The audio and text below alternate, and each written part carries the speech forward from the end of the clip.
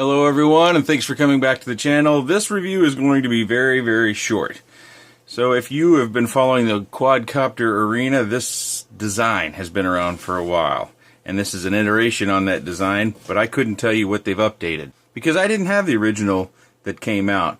If you know all the different names, we can have a little contest. If you know all the different names that this design has come from, leave a comment down below. That way people who might be looking at this model know what other reviews to look at, because it's basically going to be the same vehicle.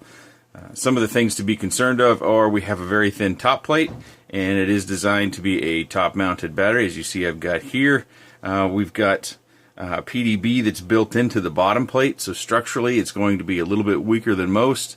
This design where you have these gimbals up here for your action camera, we really don't use that sort of design anymore. The one thing I can tell you that's updated is we do have a Pagoda 2 antenna on top, and we have some funky props here. It does come with the same bright LED lights in the front and a really bright one in the back, and those are both white lights.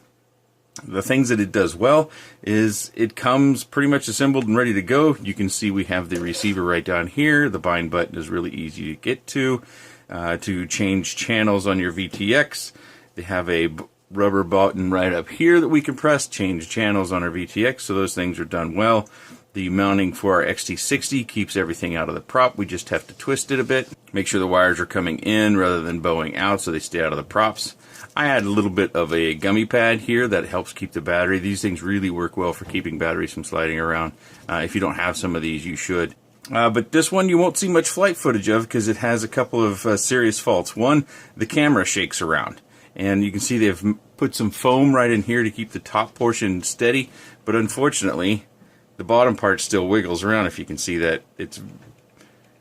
When it sits on the ground, it's very much in focus, but when you take off, it shakes around. And the other fault that it has is I think I have a bad ESC here, because anytime I try to even do the mildest of turns, coordinating my yaw and my roll, this side dips and falls out. Initially, I thought that was a problem that I could overcome, so I started looking at the machine, and I found that this motor, when you would spin it up, because it's got motor stop disabled and it spins up the props right away, this one didn't seem to have motor braking turned on. So I thought, well, let's look into that. So I fire up the BL Heli app, the Chrome app, and I find that the version of software on these ESCs is old enough to where you can't use the Chrome version of BL Heli. You have to download the suite.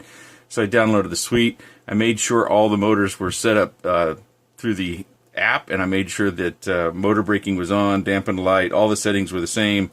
Went through another calibration to make sure everything was the same, because it was showing, I think it was motor 1 and motor 3 were not synchronized, so I synchronized those, went out and flew it again. No change, still drops. Tried tweaking the PIDs a ton of times. I made more changes on the ESCs. Oddly enough, when I would download the app, it would identify these ESCs as 20 amp ESCs, and they're supposed to be 30 amp BL Heli S. So I'm not certain that we have the ESCs in this machine that are listed on the spec sheet. Overall, I don't think you should buy this model. I've only seen one other review. I think it was Drone Camps that had a review, and he flew it very slowly, and he also had a motor ESC problem, and you're just not going to have a very good flight experience. I think this one currently, as this video is posted, costs about $135 US. You can get a much better flight experience by, instead of buying this vehicle, get the B-Fight 210. I don't have one myself, but I've seen a number of the review videos. Albert has one, NickburnsRC has one, Stu had one, and all those look pretty good, and for only $15 more, you get a much different vehicle. So what I'm going to do is I will list this below the listing for the B-Fight 210. You can look at this one if you want to look at the specifications, and maybe you can correct me where I'm wrong about some of the things I'm talking about, but I don't recommend that you buy this particular vehicle. Get the B-Fight 210 instead. Something else that's interesting to note is the flight controller that they have on here does not have a USB port. You get one of these dongles, and they hook up just like this. Essentially what you're going to do is you're going to make sure the wiring is the same on both ends, just like this. It's kind of straight through. So if you get a good shot of that, hopefully that's in focus, you would connect it like this. You put this in, and this port right down here, and then you can access your flight controller, which is running Clean Flight. Not version 2, version 115, I believe, is the version on here. Something else that's fairly unique in this video from time to time, this flight controller has an OSD built into it. We'd probably need to use our adapter and plug into, I think it's this port over here, so that we can change that OSD. It's sometimes it was in view, sometimes it wasn't. I don't know what's going on there, because as you can see, we've got 2 yellow signal wires that come down to the flight controller. One goes to the camera, one goes to the VTX. The camera itself has an OSD on it. That's really all you probably need, because it gives you voltage. But if you wanted some other features out of the OSD, it only kind of works, and that's another reason why I can't recommend the product. The flight controller also is, as you can see, I think those are resistors right here. This one isn't touching the top plate, but this one is, and it actually radiates heat through the top plate.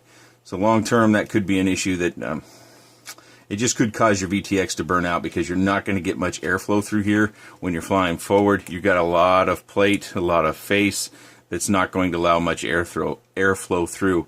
And as hot as I was feeling that one get, that could become an issue. So again, if you've come here and you have one of these vehicles and you're hoping for some fixes, my suggestion would be to, unfortunately, would be to get a new flight controller and get new ESCs. I think the motors are okay. They're nothing special, but I would start with one. You can get a new flight controller for probably 25 or 26 bucks.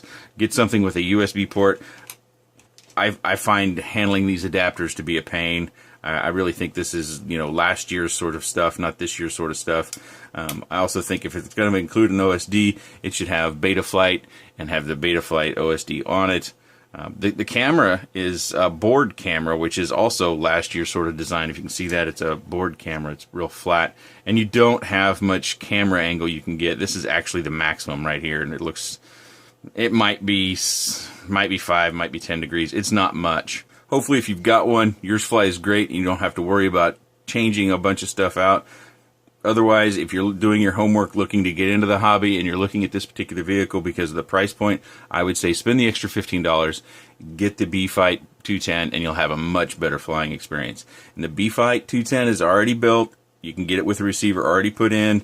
I think Albert just released a video on it today. It said it took him 30 minutes to get it up in the air. It may take you a bit longer if it's your first time, but you're not going to have the troubles with it that you're going to have with this. I think the one drawback to the B-Fight 210 would be the battery mounting. It looked like the battery strap has to go all the way around the body, because it really doesn't have any room to route the strap through the top or the bottom plate, so you have to run it all the way around.